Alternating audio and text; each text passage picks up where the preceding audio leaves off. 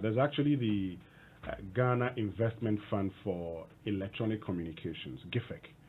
So the role of GIFEC is to, with the assistance of government, get into, the procuring of some of these things. So mass areas that do not have internet, it will get internet to these areas, and then be able to assist the people. I mean, Professor Adai makes that very interesting point. But you ask yourself also, Daniel, if you are government, would you be willing, for instance, to replace teachers with these technological inventions or innovations?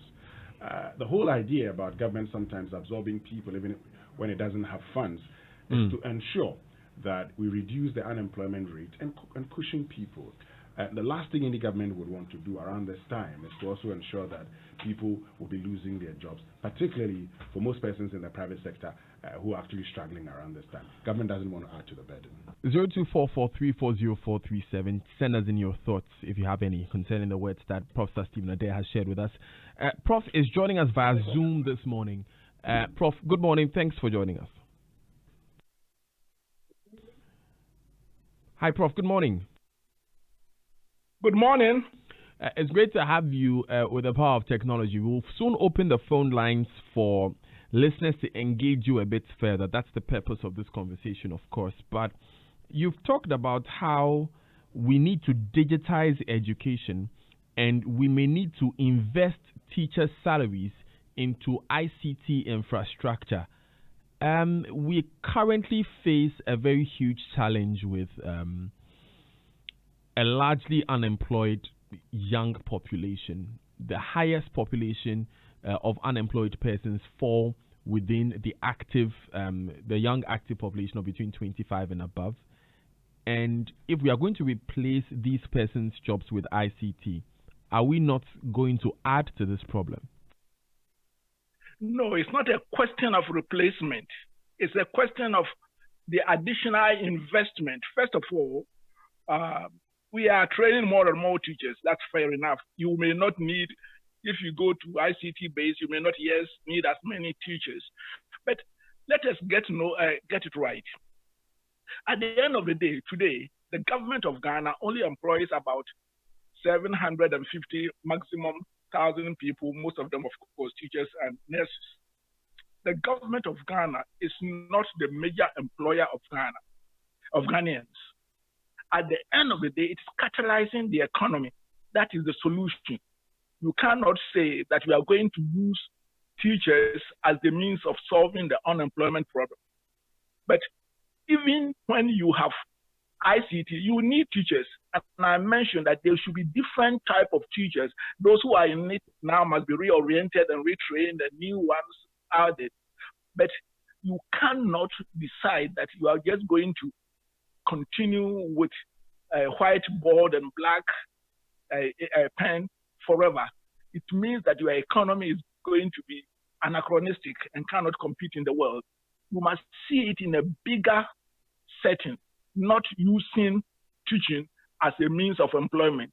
It's the economy generally that must manage well to generate the employment and not the teaching, which of course there will always be teachers, but you wouldn't have as many incremental teachers as before. We must look for employment elsewhere. So what you are saying in the end results in us having fewer teachers in the future? In other words, yes, incrementally. You see, we are needing more and more teachers. At this moment, I think that trained teachers, the country can do with about 50% more, because many places we don't have the trained teachers. So we need more teachers. But incrementally, the rate, if you are doing mathematics, is the first derivative, dy dx, the incremental one. You must balance having ICT connectivity with the number of teachers you are going to produce. If your aim is to produce children who are globally competitive, and to be globally competitive means that you must produce people who produce at a lower cost and efficiently in your economy.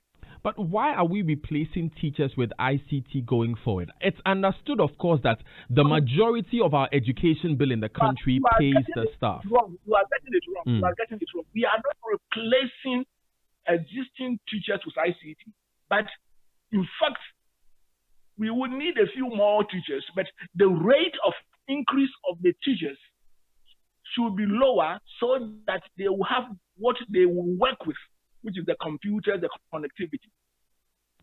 Great. It's the rate of increase.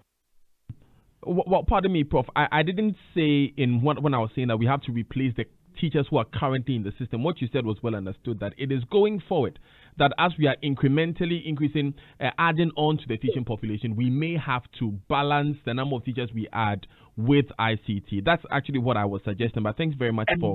Exactly, because we don't have the infinite resources to do so.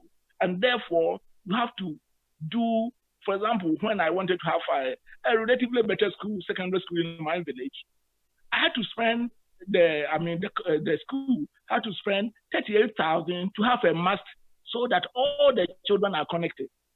That 38,000 doesn't mean that the teachers, we still have 18 teachers, but the 38,000 could have probably employed one more teacher for 2 more years. But you cannot, the children will be worse off to have the 2 more teachers and not have the 30 computers which they are using now, having Vodafone, mast there, they are being able to source internet. That's what I'm talking about. Okay. It's not replacing teachers. Okay, so you mentioned a long-term solution, and interestingly, when you were defining long-term in the audio you sent us, you mentioned that these are solutions we may need to apply within a year. But immediately, in ensuring that the gap between the public school system, children in public schools who are at home and children in private schools who are at home, what can we begin to apply now so that they are not disadvantaged? Immediately, there's very limited things that can be done. For example, if you are having children staying in the village where there's no television, there's very little you can do. But that is also teaching us a lesson. For example, when we were young, we relied a lot on radio, very much on radio. And the radio now, you can acquire it much more cheaply, and there must be an opportunity for us to start using radio as soon as possible. But then we must, as is being done elsewhere, my daughter teaching in Australia says that in fact they are relying on more of iPhones more than even the normal computers because the children are very, very savvy. So we must look at both conventional ways of reaching the very deprived, because there's no way you can say that, you have put something on television and somebody in Bukusu, which is a village near my village, much more remote than my village, the child doesn't have access to electricity and TV. But so initially, then I mentioned also how we do our textbooks. If you remember, yes, I use Rapid College for my O-level and A-level. And the way our textbooks are written is such that you require always a teacher to help the student, whilst the Rapid Resource College notes were so written that a student almost went through like a classroom teacher. And that's what I promised that we were going to try to help the Ministry of Education to do, which I'm sure they have better resources than me and my little school to do so. So they may overtake us. But we must write the textbooks. For example, the child in the village, given the type of notes I'm talking about, will be able to do a lot on their own. So we must explore both mature and, to some of you, archaic methods, because you don't do study by correspondence again, in order to bridge the gap and do it quickly. So you mentioned 2 things here. You mentioned that, if I may, at the risk of sounding simplistic, we should put the class lessons on radio for persons who may not have access to digital means which are sophisticated like computers, and structuring our textbooks and our lesson notes in such a way that the children themselves can go through it without needing a teacher. Exactly. Of course, without needing as much help of a teacher as they will still, having a teacher is always an advantage. A teacher is indispensable. Now, for learning like that, some may argue, Prof, that you need children who have a certain proficiency already. You mentioned when you were speaking to us in your audio that you have a model where you reduce the number of subjects at a very basic level so that the children learn only your literacy, numeracy, and maybe some digital skills. So going forward, they can understand better. Great. Yes, I think that already the Ministry of Education is well ahead of. Are you hearing me? I'm hearing you loud and clear. Okay. The Ministry of Education is already at the basic level, has thought of reducing the subjects at the lower level to 4. I believe that at the lower level, basically that's all that you need. You must get them to have the language which they will need in order to learn the other subjects. In the first 2 years, if they didn't learn any science and that, just let them play, but let them get their mother tongue and English. The language is so important. The second is for them to have quantitative skills, for them to love quantitative. Because apparently, if you have a language and quantitative, you can pick the sciences and everything else up later. They should have exploring their environments. So yes, but I am very, very concerned that our KG2 child and our primary 1, those 2 years are sufficient for every child to be literate. And that's what I was talking about. I am actually about completing the 5th book called Papa and Nana series, which I've already promised the Minister of Education is going to be donated to the Ministry of Education so that they can use it for free, no copyright charges.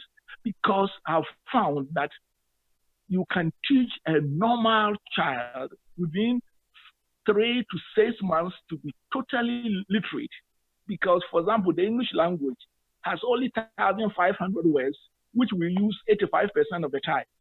And if a child knows 400, they are able to decipher the rest. And they can learn those 400 words in shorter time as 3 months, using flashcards backed by the requisite books.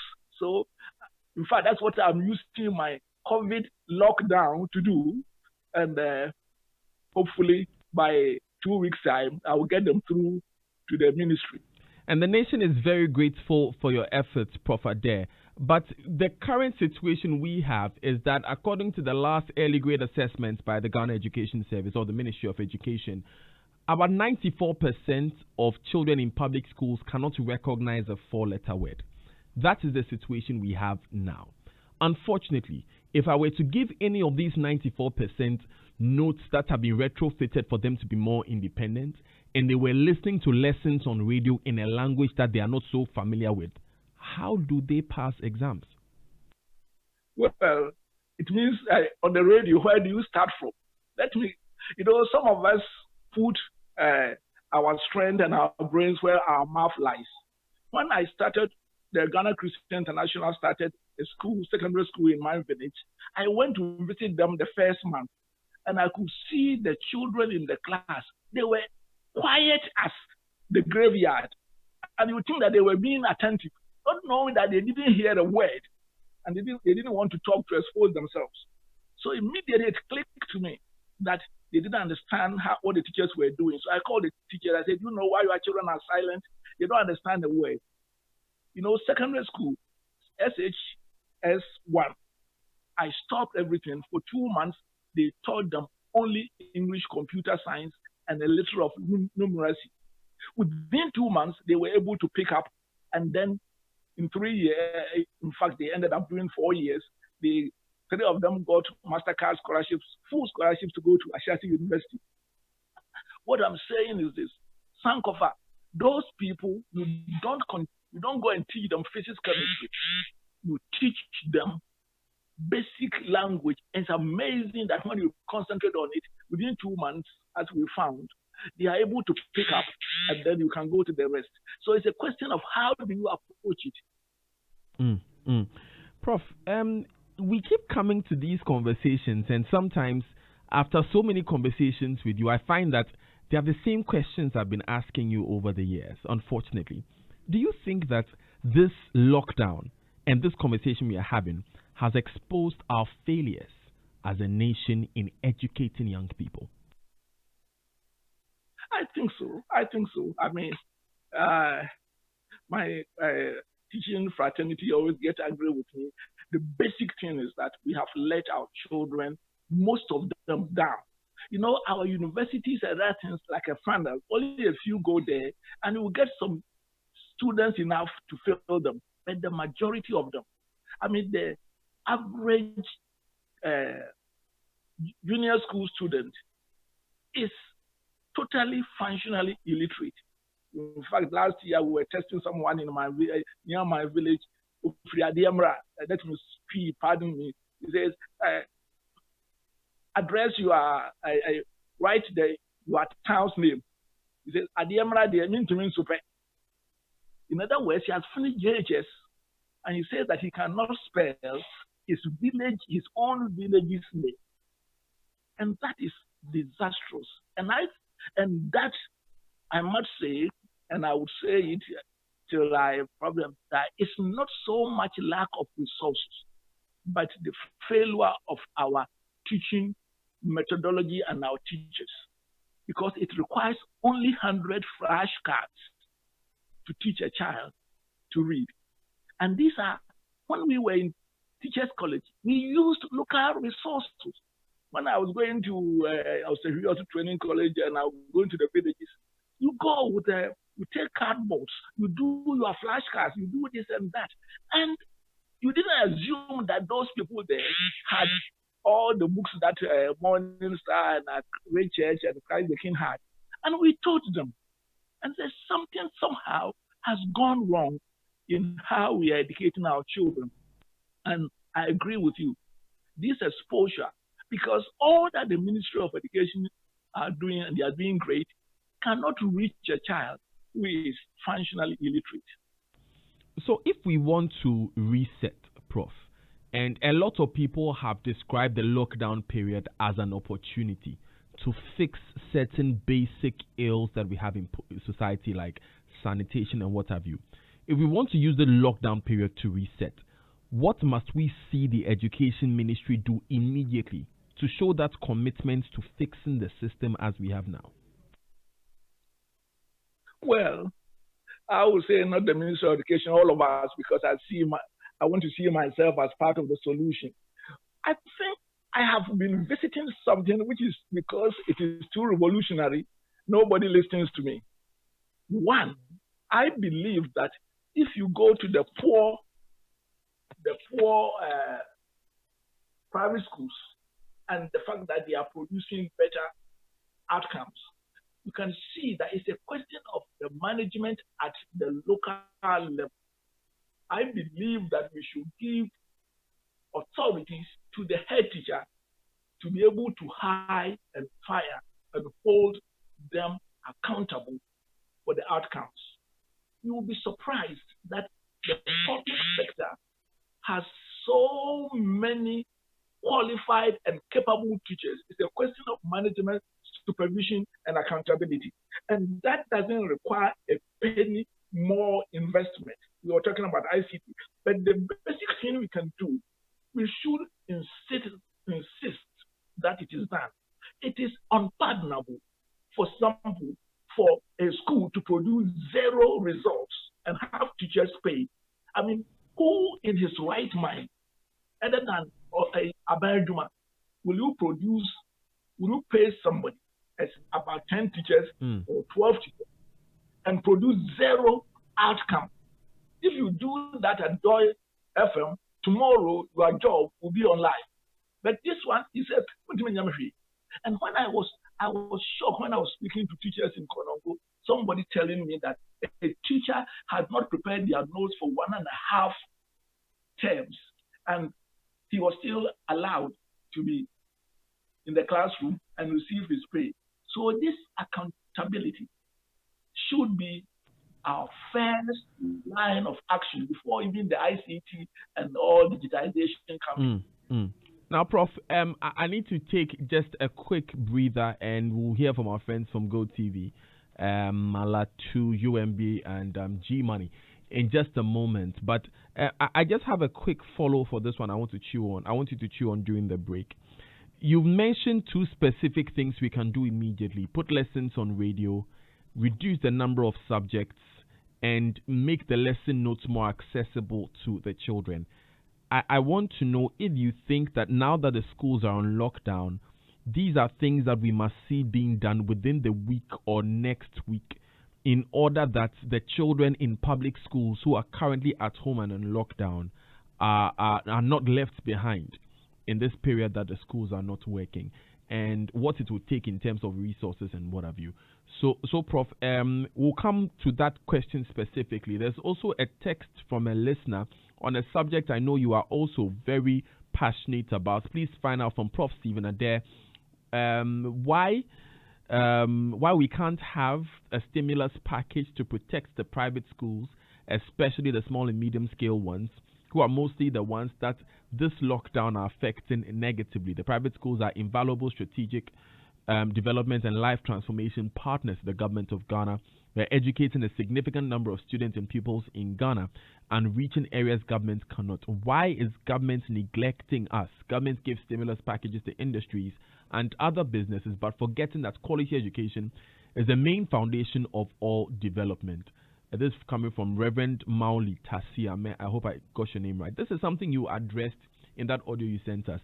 So I'll have you touch on that immediately after you talk about what we must do in terms of getting the lessons out there to the children. You're live on the Super Morning Show on Joy 99.7 FM. Education is not our only subject. We'll also talk about the economy and revenue generation here in Ghana with Professor Stephen Adair. Keep your questions coming. You are dictating the conversation. We'll be back. In a world where everything is changing around you, sometimes you need to turn to someone you can trust. You want to move with a change in safe hands, and we are here to help. At Societe Generale Ghana, we understand change because we have transformed and evolved. No matter how our name may change, 43 years of retail and corporate banking expertise never changes, ensuring stability and trust.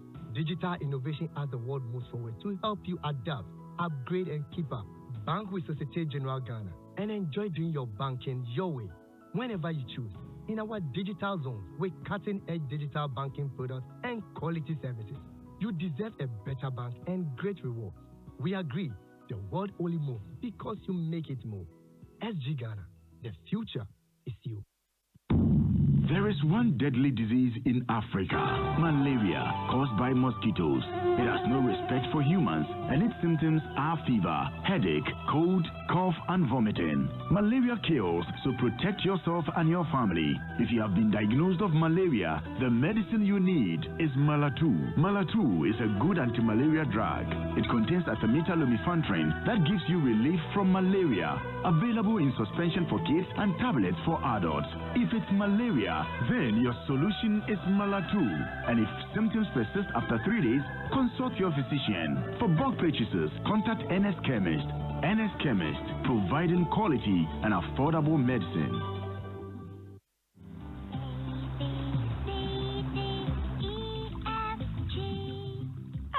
Child needs to learn and play. That's why I give my kids Go TV, the best choice for kiddie edutainment, with lots of fun and educative channels for all ages like Da Vinci, PBS Kids, Cartoon Network, Nickelodeon, Jim Jam, and Disney Junior. Learning the fun way never stops. So, mommies and daddies, keep the children playing and learning whilst at home. For sales and customer service, SMS Go TV to 1731. Go TV. Live it. Love it.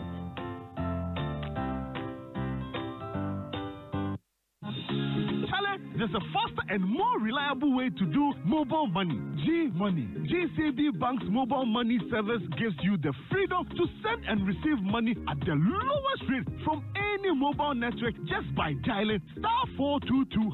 Check. The best part is you don't need to be a GCB customer to enjoy secure transactions with Ghana's safest bank and the widest branch network. Visit your nearest GCB branch or any branded G-Money agent with a valid national ID to register now. G-Money. Papa number. Chatum. you graduate. Oh.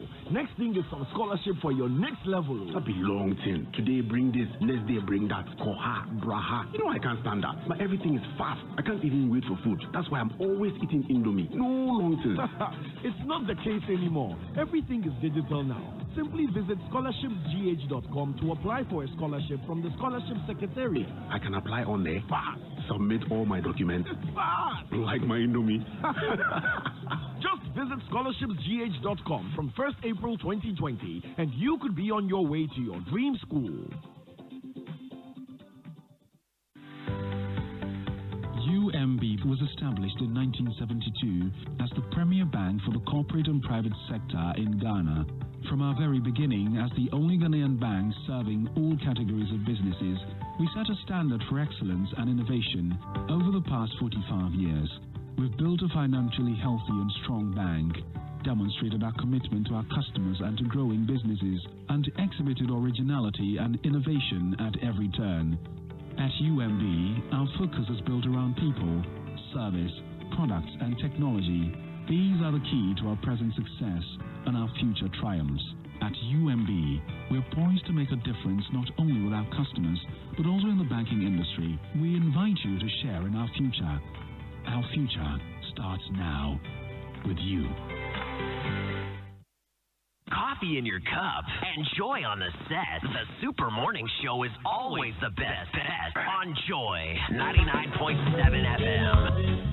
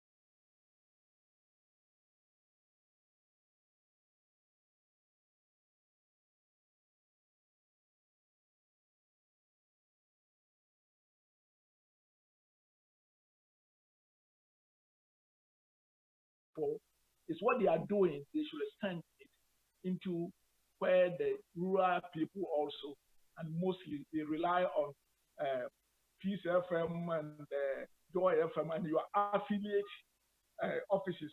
So you all must come in and help and donate your 2 hours time of Joy FM and Peace FM and your affiliate stations to education. This is what we call a wartime type of actions to mobilize both private and public resources for common good. Now, you also mentioned using fewer subjects at lower levels. Very soon, they are going to be writing examinations. Is it feasible? Will it face any roadblocks if we were to implement this in the shortest possible time? Do I have Prof on the line?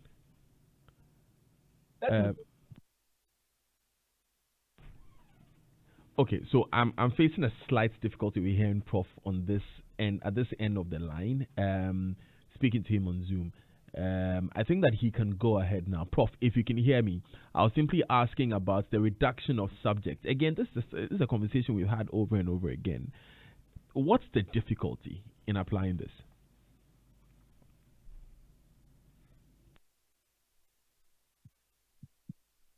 Coffee in your cup and Joy on the set. The Super Morning Show is always the best on Joy 99.7 FM. Right, it's 17 minutes, so we hit the top of the hour, 9 a.m. here on the Super Morning Show in Joy 99.7 FM. We must apologize. We are facing a slight challenge with the technology that we are using, and so the last question there seems to have been missing. I see him giving me an answer, but we don't hear him. We are going to immediately reestablish that connection and finish off our Zoom conversation. We are talking to Prof. Stephen Ade about education, practical solutions to teaching public school children who currently may not have access to the level of digital solutions that your kids in private schools would have. This is a conversation that is very timely because we are nearing about 4 weeks since public schools were closed. Of course, if you have a multi-TV digibox, you are at an advantage, a very unique advantage, because the Joy Learning channel is available for you to learn from and teach your kids. Subjects ranging from GHS through SHS. But Winston, do you think that these ideas are practicable? Well, they're very practicable, Daniel. And so if you're listening to Professor Adahi, who's actually putting some of them in practice in his school. He's told you about how, for instance, it's very important to reduce the number of subjects. Even at your age when you went to secondary school, Daniel, at university, you had less subjects than you had when you were in, GSS. So what does that tell you? Here's a situation where you are expected to have actually matured and be better placed to learn, and yet you had less subjects. The question, and he makes a very important point, the point about 10,500 words in English, and the fact that you need about 400 to communicate. Many of the words we use, you and I, are very few words. A very few words. So that little boy or little girl at a very early stage can learn a lot of things. It's also important to teach the little child, a lot of quantitative skills. Then they're good to face life. And maybe some digital solutions here and there. Digital is very important because the way the world is going, and that's why these days it's very important to teach children a lot of ICT skills so they're able to fit into the society. We have seen the young 9-year-old boy building apps and what have you. It's clearly an indication that where the world is getting to, if you do not learn ICT skills and learn them seriously, you'll be left behind.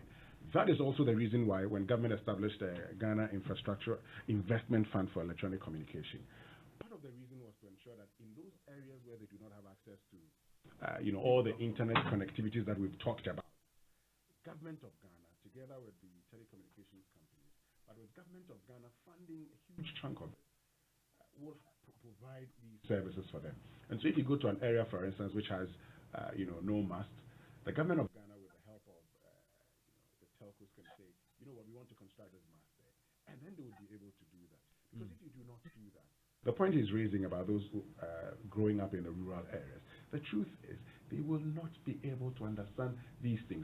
That is why you will have somebody going to JSS and he's asked to spell his home his village name, and he can't. I say Adiambra they mean to mean super. And you see, Winston, if we don't take care, if we look at the numbers that are in public schools in this country, we may soon be sitting on the ticking time bomb, which is why we have to really think about the solutions very, very carefully. Prof, it seems we have sorted out the technological challenges. Thanks again for your patience. We quickly want to wrap up with the education leg of this conversation, and we have to quickly touch on a few more of the issues. I wanted to know the barriers or the roadblocks, the practical roadblocks that any minister would face if you wanted to reduce the number of subjects that someone has to study in school right now, or if it's simply a matter of political will. But whilst you're at it, then we can move to private schools and how we can support them. People who run private schools and they're having to let their teachers go. They may not have the money to maintain activities even after they reopen. How do we provide support for them? Okay. Do you hear me now? Loud and clear. Very good. First of all, on the earlier number of subjects, I think that there's no policy or any barrier for the government to reduce the subjects to not more than 4. And already, I think that the Honorable Educhum is working with his team on that one. I think that can be done immediately. Number 2, it will interest you to know that the whole United States of America, you require only 2 subjects to go to university. Yes, 2 subjects. SAT, you do only English and quantitative analysis.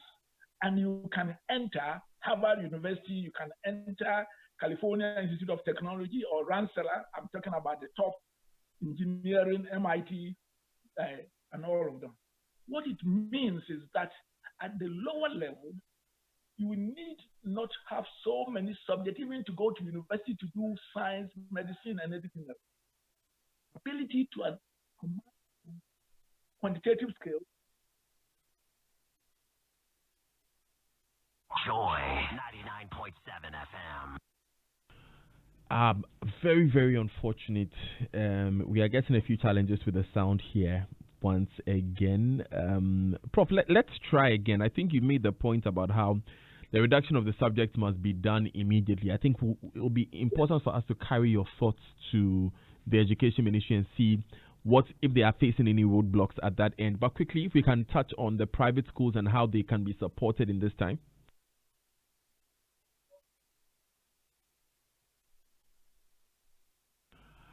You know what? Let's switch to phone. Okay, let's do that now so that we can we can quickly wrap up. It's 11 minutes to 9 a.m. Remember, at 9 a.m. we take you to the Ministry of Information where we are going to get the minister's press briefing on the latest when it comes to GOG's subsidies in energy, security, and prosecution, and what have you. You want to stay with us for that conversation. We'll take the last batch of messages. When we come back, we finish off with Prof. We go to the ministry. It's your Super Morning Show on Joy 99.7 FM. We'll be back. What would you do if you have the choice to do anything in life? Build your dream house, take very good care of your family, and plan for a comfortable retirement. Plan a befitting funeral for your loved ones when they depart. How would you live if you knew there was a friend waiting to support you on all of your life's choices? You have such a friend in Glyco Life Insurance. Glyco Life has all the plans to meet your life's needs. Your child's education, your life savings, your mortgage, funerals, redundancy, and your retirement, and takes the burden off your shoulders. So go ahead and live life to the fullest today with Glyco Life Insurance plans. And remember that all our policies are hedged against inflation. Talk to Glyco Life on 0302 218 500 or 246 142. Also visit our website at www.glycolife.com or any of our branches nationwide for more information. Glyco Life, we cushion you for life. Glyco, we cushion you for life. pandemic has hit. Do whatever it takes. It is in times like these that DSTV has you covered with key international and African news channels, bringing you breaking news in real time. Explosion that rocks the town. Big topic, of course, self-isolation. Get all the world's stories first with CNN, Euronews, and our new channel Africa News, available on all DSTV packages, plus BBC World, Newsroom Africa, and Al Jazeera. Stay in touch and in the know 24/7 with DSTV. Accidents do happen. It could be a motor accident, a sudden heart attack, or even a stroke, or any other health emergency. The first steps you take are very critical. Should you be involved in or witness an accident, call 112 for the fastest ambulance response. With over 300 well-equipped ambulances all over Ghana, you are assured of the fastest response to your emergency calls. Call 112 during critical health emergencies and save your life and that of your family and loved ones. 112, help will come. 112, we are safe. Avoid prank calls as they can lead to loss of life of persons in actual need of help. Be a responsible citizen. That's my creature, burning the midnight candle again. Darling, you know my exams are close by. That's enough to worry about. And if I may ask, have you considered a secure, reliable, and safe transfer of money when paying the ACCA, CIM membership, school fees, among others, since your school is abroad? So hold on. Now that's even a bigger worry. No, not when you have the ADB Visa prepaid card. It's the most recommended for all your online payments and transactions. But I don't have an account with ADB. That's the best part. You don't need an account with ADB. Just walk into any ADB branch with a valid ID and get your ADB Visa prepaid card. It's usable in over 24 million Visa locations worldwide. Get your ADB Visa prepaid card instantly at your nearest ADB branch. Wow! How do you know so much about ADB? Because they are the new spirit of banking. For inquiries, call 0302 210 210. ADB, truly agric and more. Abna, why are you crying? Why wouldn't I cry out? This has become unbearable. Everywhere I go, I'm treated like an outcast. At home, at work, at the hospital, even at the market. Is it a crime to have TB? Is it a crime to have HIV? It's better I die. Why? No, Abna, you can't give up and die. Indeed, a new dawn has come for persons living with HIV and those suffering from TB and sexually transmitted infections. WAPCAS, in collaboration with the Ghana AIDS Commission, is shedding light on our rights so we can enjoy equal rights as captured in the Ghana AIDS Commission Act, Act 938. Rights to quality health care, non-discrimination, equal work opportunities, and education. You may call WAPCAS on 030-224-1452 or 055-6233-663 to report any act of discrimination. WAPCAS, here for your rights. WAPCAS and Act 938, here for life. This advert is brought to you by WAPCAS with funding from the Global Fund. Be happy. Syndicated Capital introduces the Silent Night range of luxury mattresses and pillows. And for the first time, the Silent Night pregnancy and nursing pillows, crafted to provide exceptional relief for your legs, belly, and back during pregnancy, as well as amazing back support feeding your baby. No more sleepless nights and no more hustle with breastfeeding. Check out the Super Pillow Top Orthopedic Mattress, made with 12 inches of memory foam cushioning, providing unparalleled comfort and guaranteed to last for 20 years. No mattress comes close in comfort and support. Also available are high-quality bird sheets, reversible quilts, a large collection of orthopedic pillows and luxurious towels at unbelievable prices. Silent Night products are available at all Melcom shops, game stores, and Silent Night showrooms at Tema, Asylum Down, Adenta, Spintex Road, and Kumasi behind Minshia Palace, or call 0302-242532 or 050-131-5776. Silent Night. Sleep like never before. 4 minutes to 9 a.m. Super Morning Show on Joy997 FM. Daniel Daze here. We're on the phone lines now with Professor Stephen Adeb. We want to quickly wrap up our conversation with him on education in times of lockdown. Prof, thanks very, very much once again for staying with us for this long. So private schools, Prof, it's a huge economic problem for them. You run a private school yourself, so you're in the middle of this challenge. What's the solution? What supports do private schools need? Definitely, private schools must be considered as small-scale enterprises, and therefore they should also be entitled to the stimulus packages. Of course, with the view that they will, if they are given any support, they will pay it back. I personally don't like government handouts the way I was brought by my mommy. That's why even at GIMPA, I took GIMPA off subvention. So that is my personal idiosyncrasy. I normally try to be independent, and I hope that Ghana Christian will not go on grants. But I think that generally the private sector in the education service sector should be seen as any other SME. And these are very social important SMEs. And this is the time that they must be helped with the same stimulus package, even grants, to tie them over this period. Do you think that we should particularly look at protecting the teaching population, because it looks like they are the first to go, aren't they? If we want to sustain the business, we have to let some teachers go. So should we, for instance, look at paying the teachers? Should we give them physical cash? How should these interventions be structured?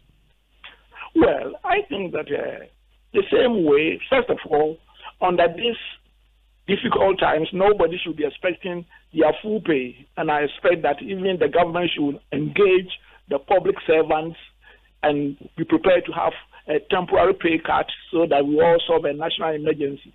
But that said, most of the private schools are very poor ones. The teachers, they pay them 500, 400. The other day I asked somebody in the Dansuman, their salary is 350. It's quite peanut. And I think that the government probably may consider absorbing their salaries for, say, the 3 months or so that they may have to stay at home, or at least half of them will be of a help. Okay, Prof, thank you very much. I think that wraps up the education conversation very beautifully for us. We want to quickly touch on the issue of the economy. Of course, you are board chair of the Ghana Revenue Authority, and we know that one of the places that COVID-19 has smacked us is how we raise money. You, for instance, give the example of how government should absorb salaries of private school teachers. How realistic is it for us to do some of these things when we are not raising enough money as a nation? First of all, let me say that my suggestion is coming from the package which has already been set aside. For example, there's about 600 million to support SMEs, and they should be considered as part of SMEs. So that one has already been, indicated. But I agree with you. We are struggling. GRA, we haven't closed our offices. We are opening and we are using electronic means. Last month, that's March, unfortunately, we were short of about 20, in the neighborhood of about 20%. But we want to do the best that we can, that at least on the side of public revenue, there isn't total disaster there. We are encouraging people, especially the large taxpayers, to be able to, the mines who are still working, to be able to do their filing online, paying. They have published their accounts, so they don't have to go to our offices. So we are doing everything we can, led by my able Commissioner General and commissioners, to make sure that there will be a dip. There's no doubt at all in revenue, but not disastrously low. So the impact on GRA will not be too large? We cannot forecast it. At this moment, last month, we were about 20% short, which is quite significant. But we are hoping that come May, we have gone over the bad period and people are back to their work and being paid salaries, pay as you earn, and the rest. Yes, but at this moment, we can say that we are hanging in there, hoping that the revenues will not dip unduly. For the first time in a long time, if my checks are correct, Ghana Revenue Authority hit its target when it comes to the amount of money you're supposed to collect over a year. And, that was a lot of kudos to your work. The finance minister has again admitted that we may not be able to raise enough money this year. Do you think it will be prudent to revise the targets given GRA for the end of year? Well, I think that we will get to the bridge when we cross it. Always there's a mid-year review that comes in June. So definitely there has to be a revision. If we are already falling short, it will be revised.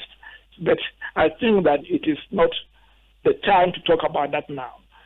The mid-year, which will allow us to review how COVID-19 has hit us, then there should be definitely a total look at the whole budget. That's assuming the worst is over by mid-year review. The Muslims have a word which is quite, we all have adopted, inshallah. That's our prayer. We are praying that latest by June we must get this over.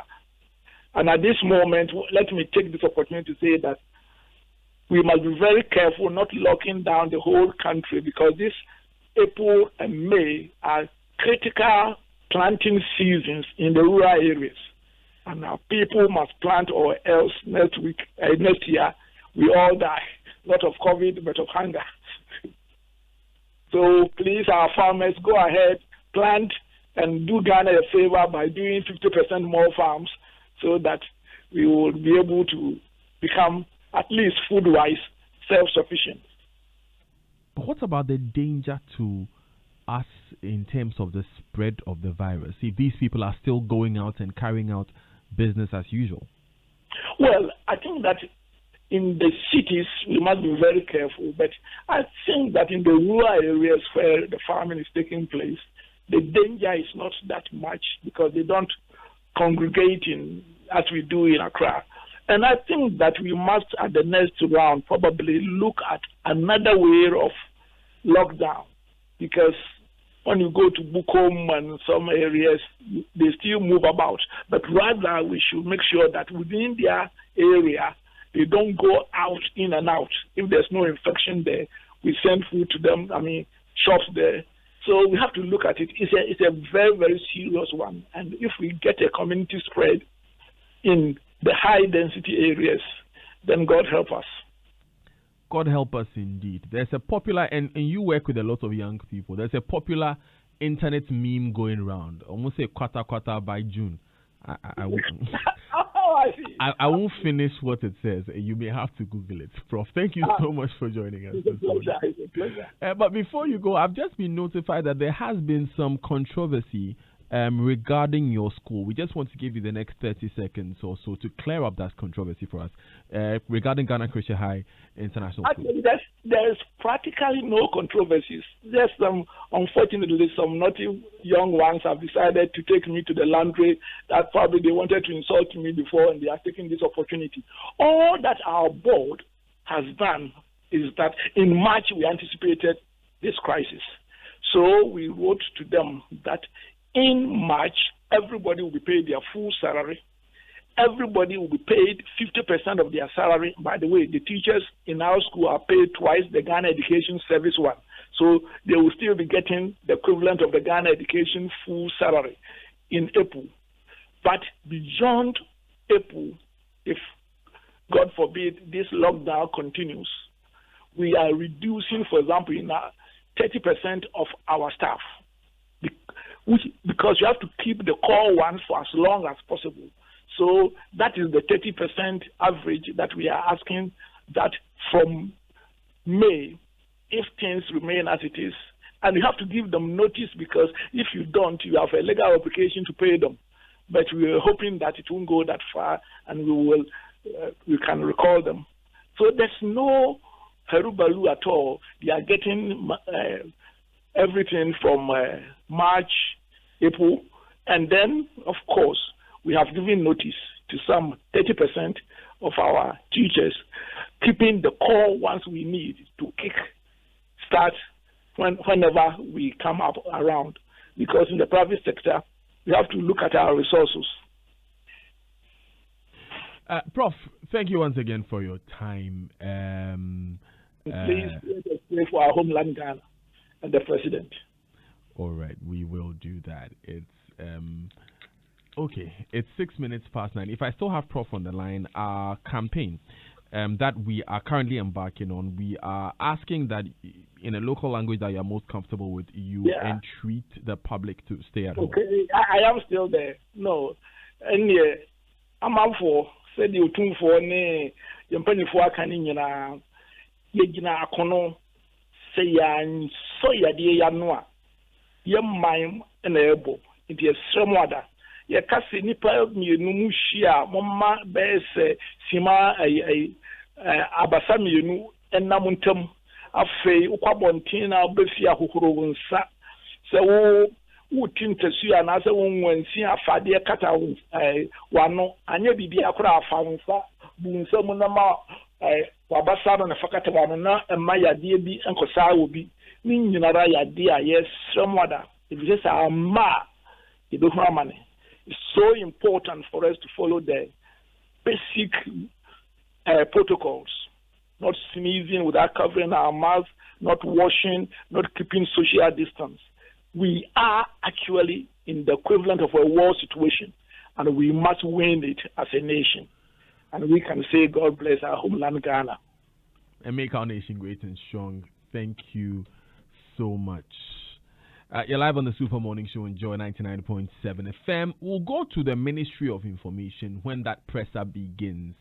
There's the minister's update. He'll be updating us on security and prosecution, a very key issue as well of the energy subsidy and procurement of PPEs, among others.